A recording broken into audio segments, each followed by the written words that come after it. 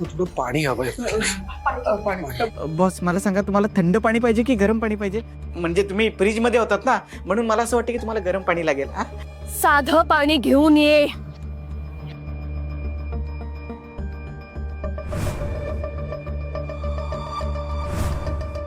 एक मिनिट, मला फ्रीजचं काय प्रकारे मला कळत.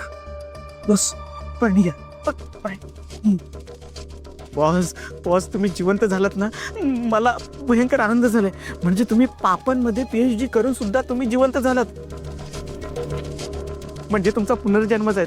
बॉस ॲज अ हुतकरून नेता म्हणून मला असं विचारायचं आहे की मला सांगा, ह्या प्रवासाबद्दल तुम्ही तुमच्या मतदारांना काय सांगाल? एक मिनिट, काय बडबडतोयस तू? मी जिवंत झालो म्हणजे मी मेलो होतो? अगं काय तुम्ही काय बोलताय मला कळत. आणि आपण चिटकोबाच्या गुहेत होतो ना, आपण इथे कसे काय आलो अचानक? काय झालंय काय मध्ये? तुम्हाला काहीच आठवत नाहीये?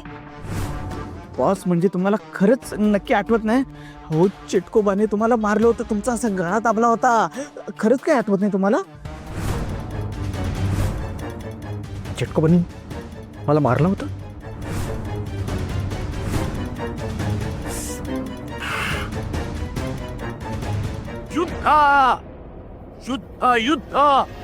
युद्ध सुरू होणार.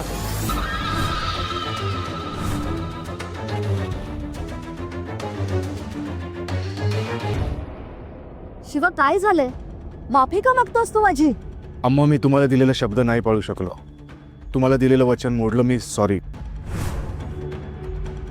हे बघ शिवा, उगाच माझ्या जीवाला घोर लावू नकोस.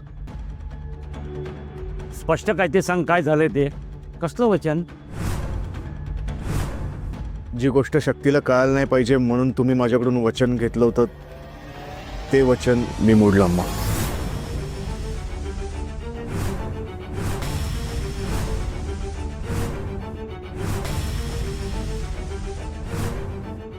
शिवा, स्पष्ट काय ते सांग. कसलं वचन दिलं होतं तू विजयलक्ष्मीला?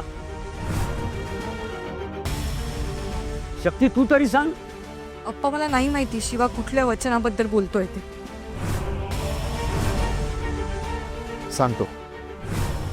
अप्पा, तुम्ही हॉस्पिटलमधून घरी आलात आणि इडलीचा धंदा बंद होता म्हणून अम्मा एका कॅटर्समध्ये जेवण बनवायच्या कामासाठी गेल्या होत्या. शिवा, अम्मा थांबा, मला बोलू द्या. माझं मन मला मोकळं करू द्या. काही बोलायची गरज नाहीये. तू निघ इकडून, जा तुला घरी जा. अम्मा थांब, बोलू दे त्याला.